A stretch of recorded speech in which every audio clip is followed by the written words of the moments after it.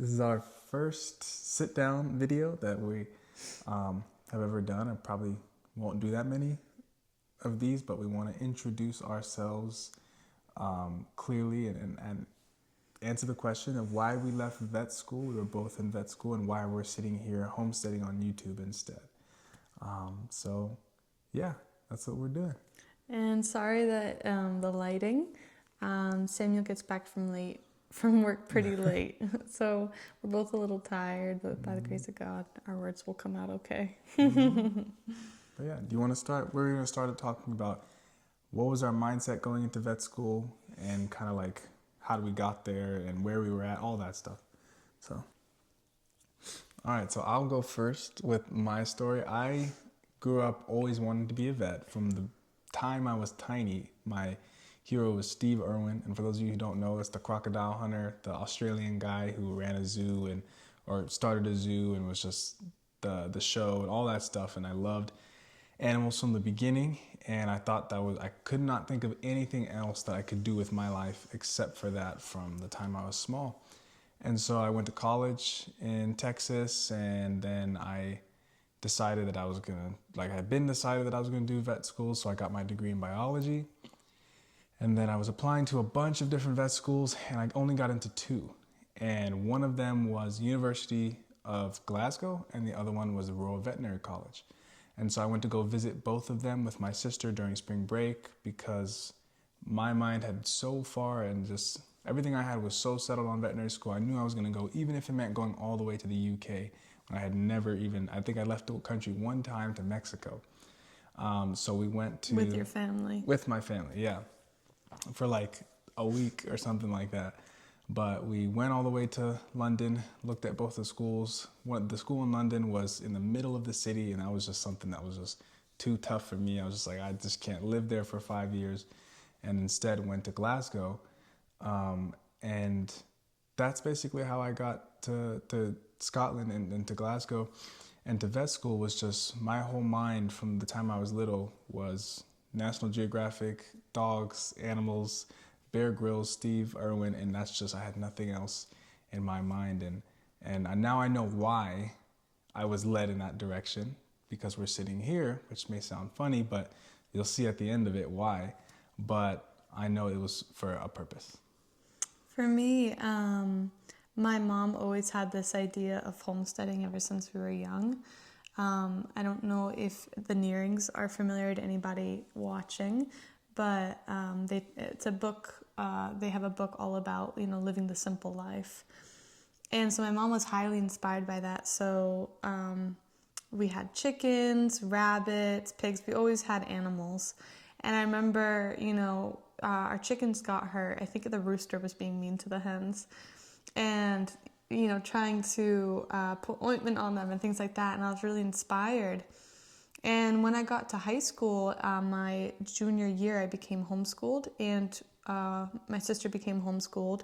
My parents quit their jobs, and we moved out onto a plot of 50 acres in Maine, down east Maine.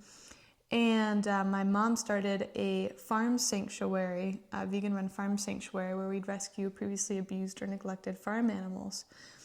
And that's when I was like, oh my goodness, I definitely want to be a vet. I'd always had the inkling, but then I was for sure, I'd spend all my time, and this was during COVID as well, I'd spend all my time just watching, we got brought in horses from kill pens, I'd watch them. Whenever something happened, I'd help my mom give shots, things like that.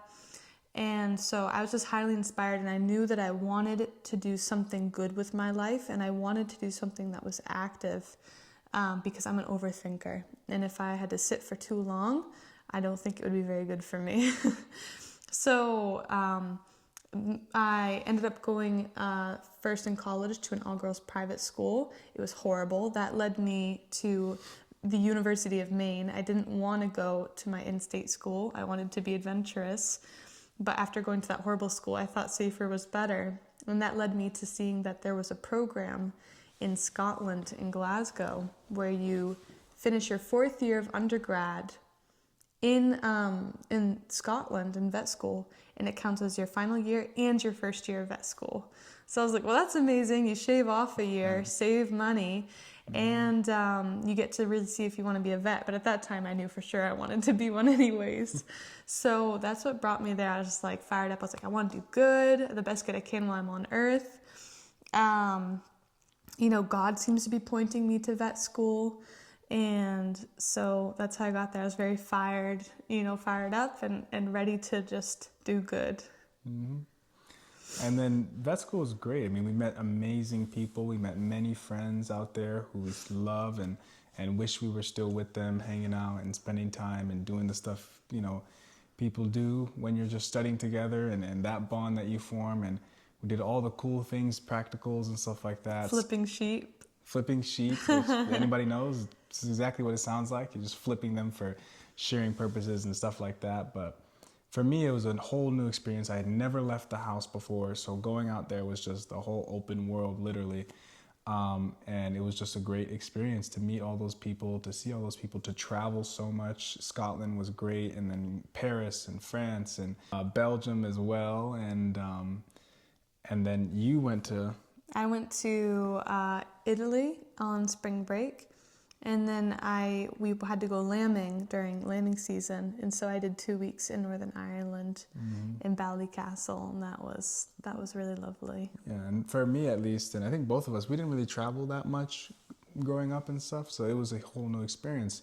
Met just tons of amazing people out there, and vet school was still the thing that I thought I wanted to do, but as we got more into the program, as I started to learn more about what it was really like to be in those environments and the reality of the situation and the veterinary field, I started to lose my love for it at the same time. Not necessarily my love for the animals ever, but kind of my love for what am I actually going to do with this degree? What places am I going to be practicing in? Is it going to be a farm? Is it going to be a large upscale farm? Because that was something I really didn't want to do, because I just could never see myself doing that, because it's not pretty, and it's not always the best environment for the animals themselves, of course, but just the care and stuff like that. For me, it was very difficult, and I was just like, I don't think that's what I'm gonna do. But I was focused in on wildlife vet and stuff like that.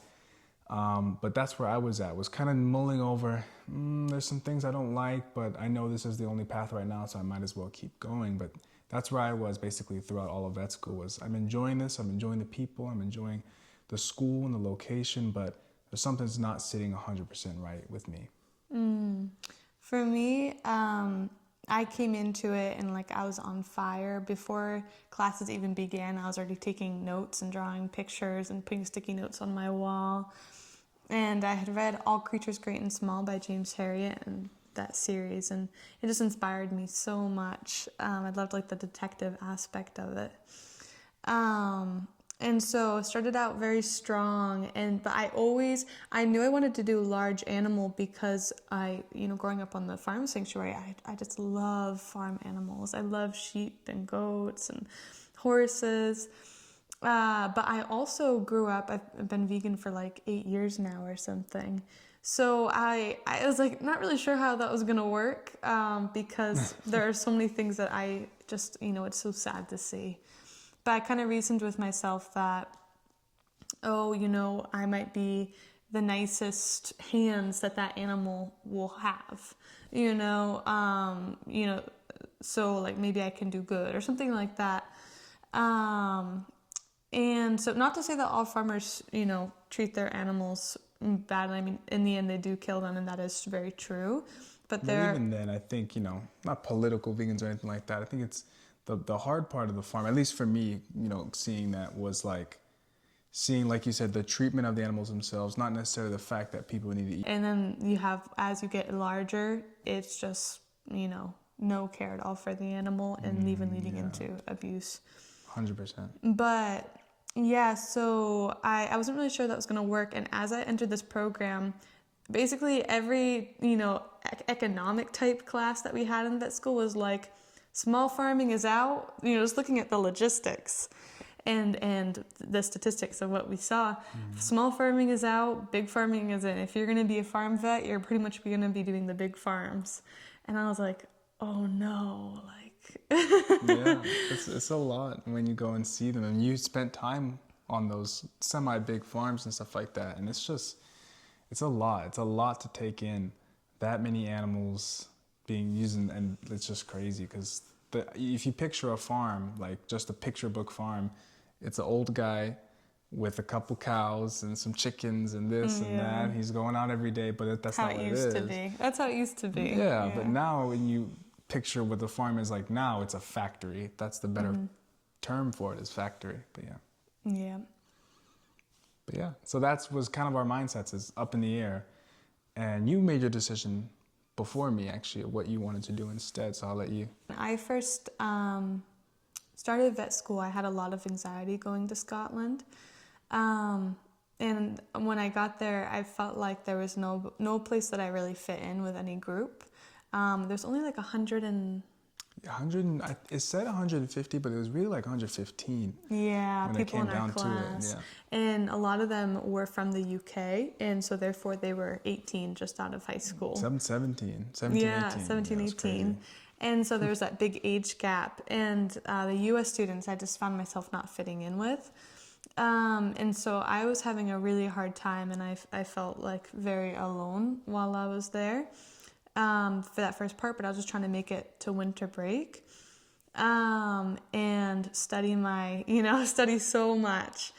And so I just made that like everything, and I really enjoyed it as well. I really enjoyed learning. And during that time, though, I realized like, no, I need something. So I wasn't sleeping at night. I was having a really hard time. So I started to find God when I met Samuel and started going to church with him. And that like just changed so much for me. And I realized I never really asked God like what he wanted from me, I guess, because I didn't know who my God was, you know. If you leave things up to chance, you don't know who's influencing your choices. And so I started to really think about it, and I was like, I don't know if this is for me. And but I just kept going with it and took exams. Winter break came, and I was like, no, I'm gonna do this. And I got fired up again. And going into that second semester, I was reading All Creatures Great and Small again. I was staying at the library late at night, trying to romanticize it. And that lasted, I think, a few weeks. And then I just felt like, no, there's something more for me out here. And I started to get this feeling like I really eventually, and I didn't have this before. Before I thought maybe I wanted kids, but I wasn't sure. But as I started to find God, I was like, no, I want to have kids someday. And I actually want to be a stay-at-home mom as well. And if I stick with vet school, I'm going to be so in debt, I will not be able to be a stay-at-home mom for many years. The debt is insane. I want to say, if you're like, this is no living expenses or anything like that, $300,000 minimum. Because the UK is normally like 5 years, when US is 4 years. So it doesn't actually equate. US is still more expensive, most of them. Some of them are 10 times cheaper actually, but that's only in-state schools. But anyways, it's a lot of money is basically what it was. Just a ton of money. And like you said, you couldn't pay that off unless you were working for many, many years. Right. And then I was like, I just literally lost all passion.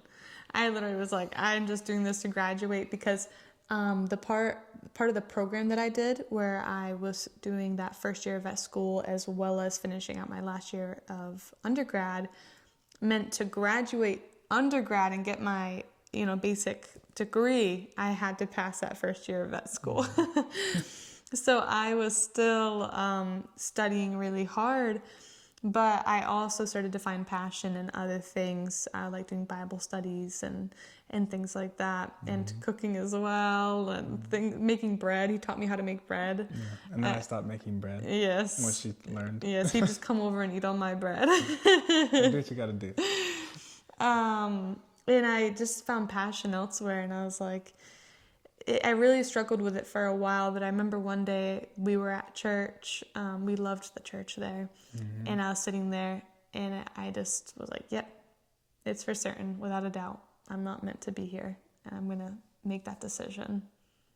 And that's, because for me, I grew up in the church, but I had found that desire and that knowledge to seek after God a few years earlier, but when you first find that, it's just an amazing, transformation, and your whole worldview shifts. And that basically similarly in a different way happened to me as well, because I had been in the church for a while, but I had been studying on my own and studying a whole lot, but going to Scotland, leaving everything I knew, being alone for the first time, and just having this whole thing opened up, a similar situation where I'm just like, man, I don't want to. My first month, she knows I was the first one out of every class, everything. I never went to any events. I was just reading my Bible in the morning, going to school, coming home, working out, eating, studying, and repeat. I actually didn't notice his existence whatsoever, and we were in the same cat group. So a cat group, there's only about 5 or 6 of us. I think it's 3 boys, 3 girls, or 4 girls, 4 boys, something like that.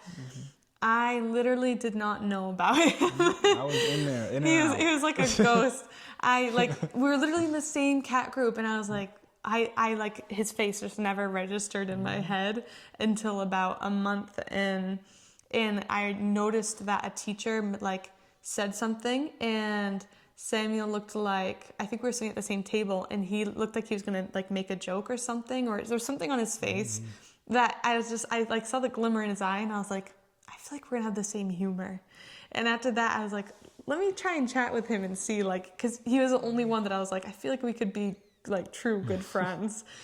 And I would try and chat with him after class, and I'd be like, oh, hey, nice to see you. And he'd be like, oh, yeah, bye. And then just walk right down the steps. And that happened for 3 days in a row.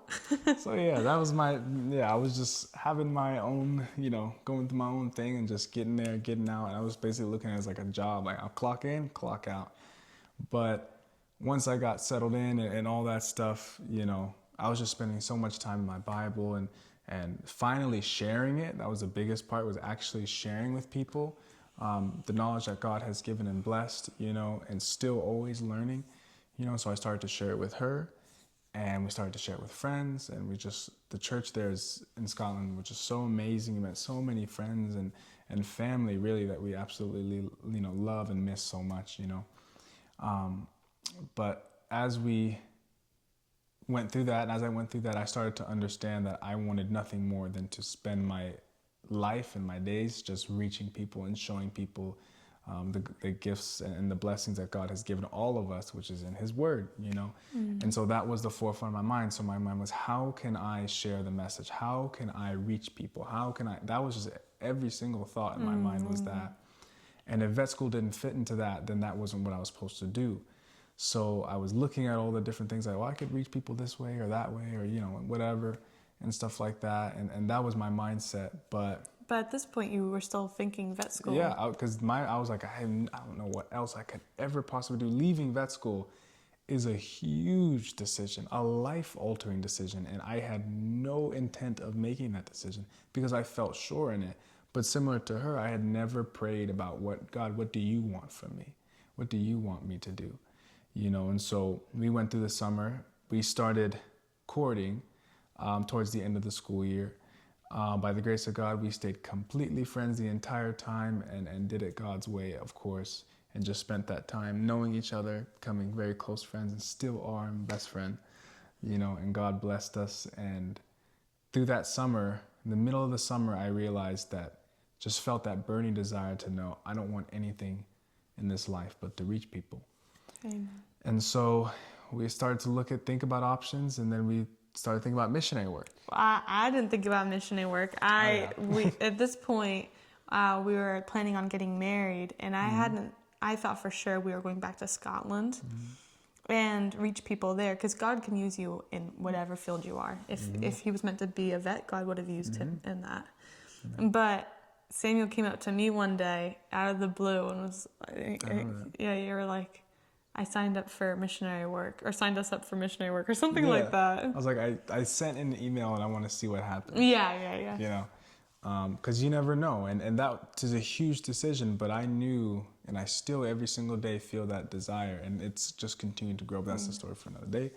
But that was it. And I was like, well, if missionary, then we're either going to be student missionaries, meaning we do missionary work when we're not in school, or I'm leaving vet school and doing something else.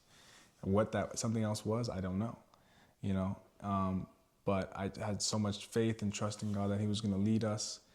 And so, to make a long story short, and that long story will be on the ministry channel. It's a full testimony of what God has done in our lives.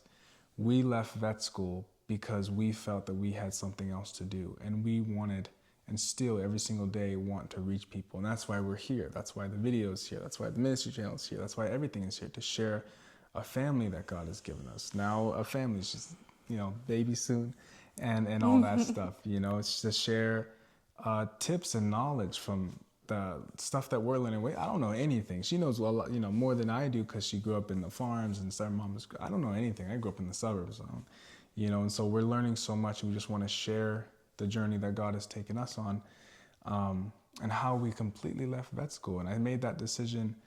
It was for both of us, basically, because she had already decided she wasn't going to go. So it was resting on me of, are we going to be in Scotland or not?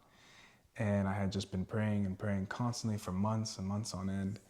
And I just was in my room and praying, and I reached a decision, and I was like, it's just not meant to be. I don't think this is what God wants for my family and for us.